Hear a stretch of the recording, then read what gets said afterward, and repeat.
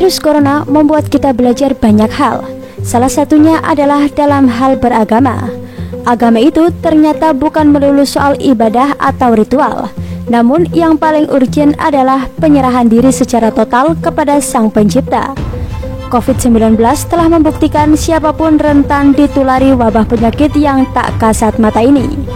Tenaga medis, pemuka agama, warga yang rajin dan taat beribadah bisa saja terkena kalau tidak waspada. Apalagi orang bodoh yang belagak sok nantang virus corona. Maka tidak usah berkecil hati dengan pemikiran virus corona kok lebih kuasa dibanding Tuhan. Jangan salah bung, Tuhan itu tetaplah maha kuasa atas segala hal yang di alam semesta ini. Virus corona ini tetaplah cuma ciptaannya. Sebagai orang beragama, kita pasti mengamini bahwa apapun yang terjadi di muka bumi ini pasti atas kehendak dan izin Allah. Maka ketimbang marah, kesal terhadap pemerintah dengan segala kebijakan membatasi ibadah, alangkah lebih imaniah jika kita merenung dan menganggap virus corona ini adalah cobaan dan ujian dari Tuhan. Dalam dunia politik pun, kita tahu siapa lawan, siapa kawan rakyat dan pemerintah yang ingin menghabisi corona ini. Kita ingin supaya musibah ini segera berlalu. Sebaiknya juga kita bisa tahu siapa-siapa yang menghendaki agar bencana ini terus berlarut-larut. Mereka ini mudah dikenali lewat sikap dan statement-statement yang sengaja kontra dengan pemerintah dan masyarakat luas. Misalnya, mereka ingin lockdown supaya terjadi kacau balau. Kemudian ada gubernur yang selalu memperlihatkan gelagat yang sangat mengerikan. Tak usah berpanjang lebar dengan contoh, cukup satu ini saja yang terbaru. Kemarin, 8 April 2020, dia malah dengan sengaja mengumpulkan puluhan wartawan di balik kota untuk menjelaskan soal PSBB. Benar-benar sadis dan tidak berperi kemanusiaan. Di saat semua orang meneriakan perlunya social distancing, jaga jarak minimal 1 meter, para wartawan justru dibiarkan berhimpitan. Semoga tidak ada di antara mereka yang saat itu positif COVID-19. Di antara hingar-bingar oknum-oknum dan kelompok yang menginginkan terjadinya kekacauan atas COVID-19 ini, pemerintah dan jajarannya terus bekerja dengan segenap daya, bekerja dalam senyap. Tapi, para pecundang itu punya agenda lain terus-menerus menyebar nyinyir bahwa pemerintah tidak peduli, tidak berbuat apa-apalah, dan sebagainya. Dan mereka menyebar tuduhan itu via media sosial sambil duduk ngopi atau memancing ikan di sungai yang tidak ada ikannya, dan mungkin dengan senyum-senyum ketika jumlah korban terus bertambah. Kita harus bersyukur dan bangga dengan pemerintah dan jajarannya yang tidak terpancing dengan godaan para iblis durjana itu. Tanpa gembar-gembor, mereka terus melakukan apa saja untuk mengakhiri pandemi ini.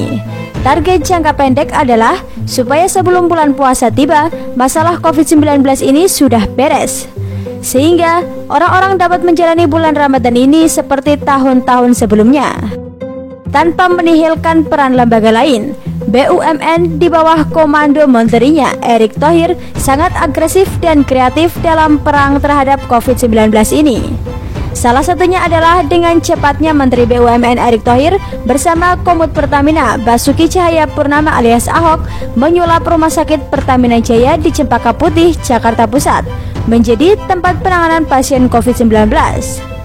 Tak hanya itu, baru saja dirilis bahwa kedua tokoh ini sudah menyertakan robot untuk mendukung penanganan para pasien. Brilian, sebab robot tak akan mempan terkena virus corona. Atau paling tidak, keberadaan robot ini bisa meringankan beban para tenaga medis yang bekerja dengan semangat dan keberanian yang luar biasa itu. Cukup? Oh, ternyata belum cukup Pak Eko.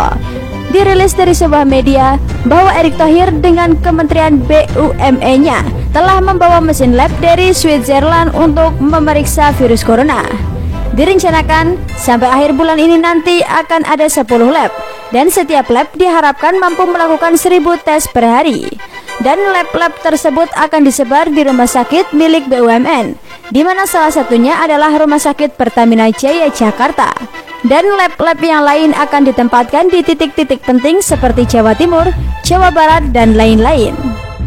Selanjutnya, Menteri Erick Thohir menjelaskan bahwa lab-lab ini akan difasilitasi alas tes PCR atau Polymerase Chain Reaction, suatu metode tes yang memperbanyak atau replikasi DNA secara enzimatik tanpa menggunakan organisme.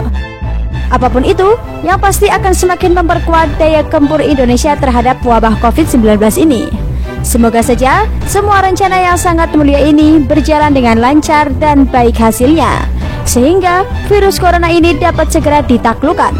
Dan ingat, ide-ide brilian semacam ini kemungkinan besar tidak akan pernah hadir dan terwujud di negeri ini apabila bukan Erick Thohir yang menjadi Menteri BUMN. Pejabat-pejabat semacam Erick Thohir inilah yang kita butuhkan saat ini, bukan pejabat kaleng-kaleng yang didapat dari sistem pilkada yang penuh kecurangan dan bau menyengat. Karya nyata dan kerja keras pemerintah, termasuk BUMN-nya Erick Thohir dalam menanggulangi COVID-19 ini, apakah akan membuat mereka berhenti nyinyirin pemerintah? Tidak ada yang menjamin, sebab niat dan cita-cita mereka sangat beda dengan niat pemerintah dan masyarakat Indonesia.